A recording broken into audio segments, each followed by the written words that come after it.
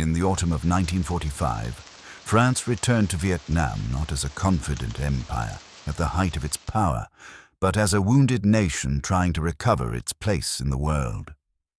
The France that came back to Indochina was not the France of the 19th century, sailing east with the certainty of conquest. It was a country recently liberated from German occupation, scarred by defeat, collaboration, resistance, and humiliation. Paris had been freed, but French pride had not yet healed. To many French leaders, the empire was more than a collection of distant territories. It was proof that France still remained a great power. Indochina, with its ports, plantations, rice fields, mines, railways, and cities, was not simply a colony. It was a symbol. And symbols, when tied to national pride, can become dangerous things. For the Vietnamese who had gathered in Hanoi to hear Ho Chi Minh declare independence, the meaning of 1945 seemed clear. Japan had surrendered. France had collapsed during the war. The old colonial order had been broken. The Vietnamese people had stood before the world and declared themselves free. But France did not see history in the same way. To French officials, the Japanese occupation had been an interruption, not an ending. They believed sovereignty over Indochina still belonged to France. They believed the empire could be restored, perhaps reformed, perhaps softened in language, but restored nonetheless. This difference in memory became one of the first causes of war. For Vietnam, 1945 was the birth of independence. For France, it was the moment to reclaim what had been lost. The first great test came in the south. Saigon had long been the French showcase of Indochina, a city of tree-lined boulevards, villas, cafes, cathedrals, government buildings, and military barracks. It had been built to reflect the authority of empire. Even its streets seemed designed to remind the Vietnamese that power flowed from elsewhere. But in 1945, beneath the old colonial facades, the city had changed. Vietnamese nationalists, workers, students, and armed groups moved through a city alive with expectation and suspicion. The Viet Minh had gained influence, though the South was politically more fragmented than the North. Rival nationalist groups, religious sects, criminal networks, and local militias all competed for space in the uncertainty left behind by Japan's surrender. It was not a calm city waiting for France to return. It was a city already awake. British forces entered southern Vietnam to accept the Japanese surrender and maintain order. Their task was meant to be temporary, practical, and military, but history rarely obeys the limits written for it. In the confusion of those early weeks, French officials and soldiers began to reappear. Some had been imprisoned or sidelined by the Japanese. Others arrived with the intention of rebuilding authority.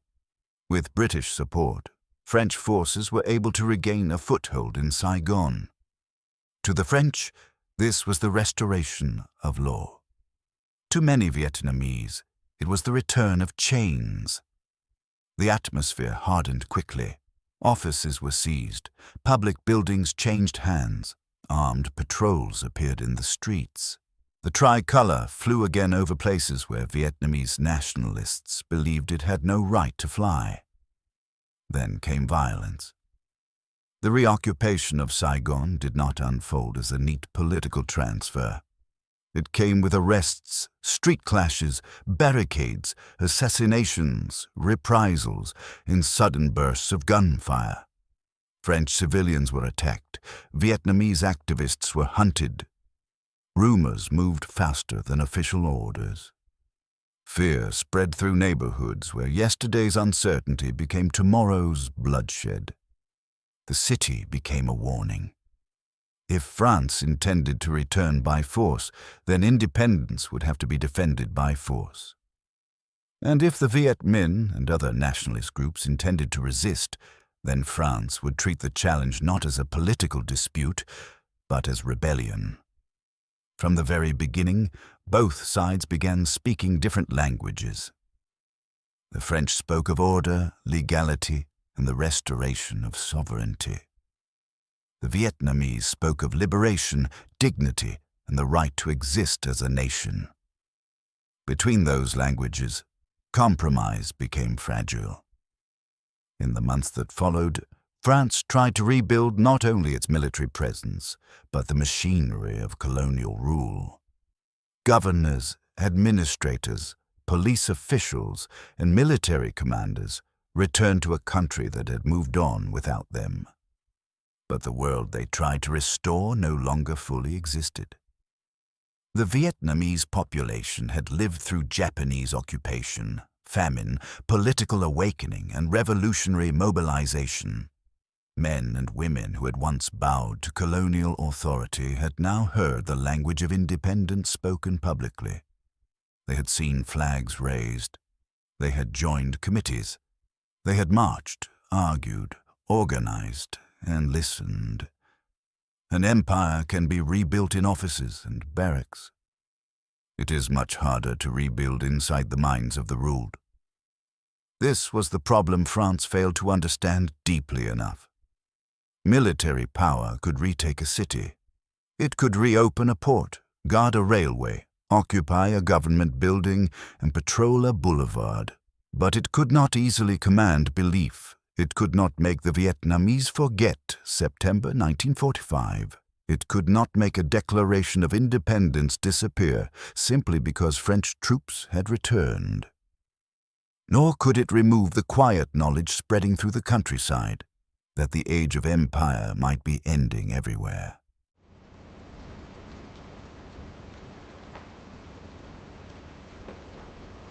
Yet France was not ready to let go.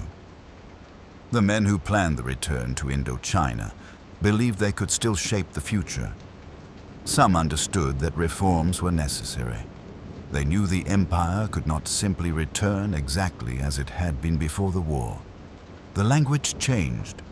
Officials spoke of federation, autonomy, partnership, and union. But these words often concealed an older ambition. France wanted influence. France wanted bases. France wanted prestige. And above all, France wanted to decide the limits of Vietnamese freedom. For Ho Chi Minh and the Viet Minh, that was the heart of the matter. Independence granted by a foreign power was not true independence. Freedom defined by the former master was only another form of control. Still, Ho continued to negotiate. He knew that the Viet Minh was not yet ready for a full confrontation. In the north, Chinese nationalist troops still complicated the political situation. In the south, France had returned with growing force. Vietnam's new government was young, fragile, and surrounded by enemies. So Ho tried to maneuver between danger and necessity. He accepted temporary arrangements that many revolutionaries found painful. He allowed French troops to return to the north under negotiated terms. He spoke of cooperation when many around him wanted resistance. He understood that a weak nation sometimes survives, not by refusing compromise, but by using compromise to gain time. But time did not remove the central contradiction. France wanted Vietnam inside a French system. The Viet Minh wanted Vietnam to stand outside colonial control. No agreement could remain stable while that question remained unresolved. In the south, the French position grew stronger, and with it came a policy that deeply alarmed Vietnamese nationalists: the separation of Cochinchina. Cochinchina, the southern region around Saigon and the Mekong Delta, had long been treated differently by the French colonial system. Now French officials encouraged the idea that it might become a separate political entity rather than part of a unified Vietnam. To the Viet Minh, this was not administrative detail. It was division by design. A Vietnam divided into pieces would be easier to control. A Vietnam denied unity would be a nation weakened before it had fully been born. The question of unity became inseparable from the question of independence. What was freedom if the country itself could be carved apart by the power that claimed to recognize it? By 1946, the language of diplomacy had begun to wear thin. Meetings continued, delegations traveled, agreements were discussed, speeches were made, but on the ground soldiers moved, weapons were gathered, newspapers sharpened their tone, and suspicion deepened.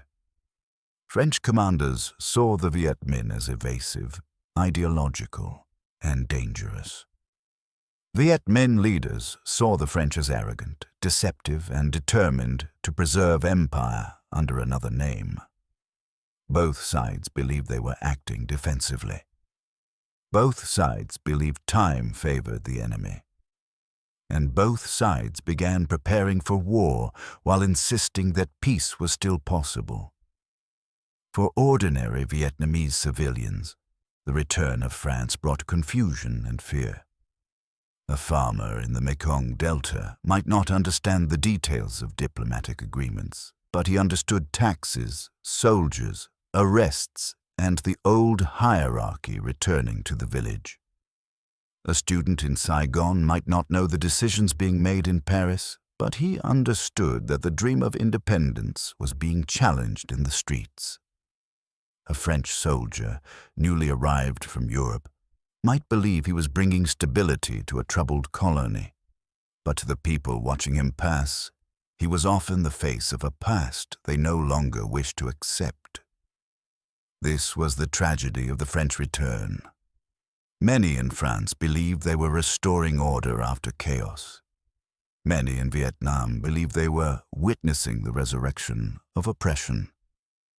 Once those beliefs hardened, every patrol became a provocation, every arrest became proof, every rumor became a warning, every compromise became suspect. The empire had come back, but it had returned to a country transformed. The old Indochina, obedient, silent, and administered from above, was gone. In its place stood a Vietnam that had spoken its own name before the world. France could occupy streets, ports, offices, and barracks. But it could not easily occupy that awakening. By the end of 1946, the fragile bridge between negotiation and conflict was beginning to break. In the north, tensions mounted around Hanoi and Haiphong. In the south, violence had already shown what the future might look like. Across the country, men prepared in silence for the moment when words would fail. France had come back to Indochina, but it had not returned to the Indochina it remembered. And soon, the struggle over Saigon, sovereignty, and the meaning of independence would give way to something far larger, a war for the future of Vietnam itself.